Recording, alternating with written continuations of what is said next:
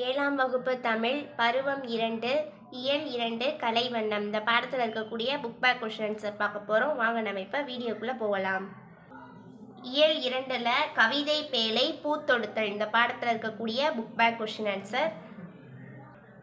மதிப்பீடு சரியான விடையை தேர்ந்தெடுத்து எழுதுக. 1வது போர் இல்லாத உலகில் டேஸ் நிலவும், விடை சாந்தம். 2வது முடிச்சிட்டால் என்னும் சொல்லை பிரித்து எழுத கிடைப்பது, விடை முடிச்சு கூட்டல் இட்டால். 3வது நிற்பது பிளஸ் அறிந்தும் என்பதனை சேர்த்தெழுத கிடைக்கும் சொல், விடை நிற்பதறிந்தும். குருவினா 1வது கொஷின், மலர்கள் எப்போது தரையில் நழுவும், விடை பக்கம் எண் 22.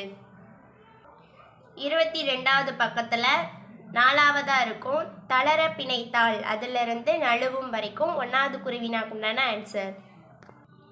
2வது கொஷின், பூவின் சிரிப்பை பற்றி கவிஞர் உமா மகேஸ்வரி கூறுவது யாது, விடை பக்கம் எண் 22. 22வது பக்கத்தில் வாசலில் மரணம் நிற்பதறிந்தும் வருந்தாமல் சிரிக்கிறது, இப்படிப்பட்ட பூவை எப்படி நான் தொடுக்க முடியும்னு எழுதிக்கோங்க. இது 2வது கொஷினுக்கு உண்டான ஆன்சர். சிந்தனை வினா, பூக்களை கொய்யும் போது உங்கள் உள்ளத்தில் தோன்றும் எண்ணங்களை எழுதுக.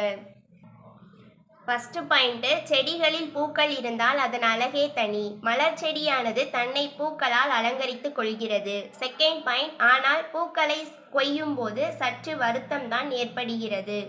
நெக்ஸ்ட்டு, பூக்களின் அழகை குறைகின்றோமே என்ற கவலை ஏற்படுகிறது, மலர்கள் அருந்துவிடக்கூடாது என்ற எண்ணம் ஏற்படுகிறது, மலரின் மனம் மனதை கவர்கிறது. இது சிந்தனை வினாக்குண்டான ஆன்சர். இந்த வீடியோ பயனுள்ளதாக இருந்துச்சுன்னா லைக் பண்ணுங்கள், உங்கள் ஃப்ரெண்ட்ஸுக்கும் ஷேர் பண்ணுங்கள், சப்ஸ்கிரைப் பண்ணாதவங்க சப்ஸ்கிரைப் பண்ணுங்கள். தேங்க்யூ.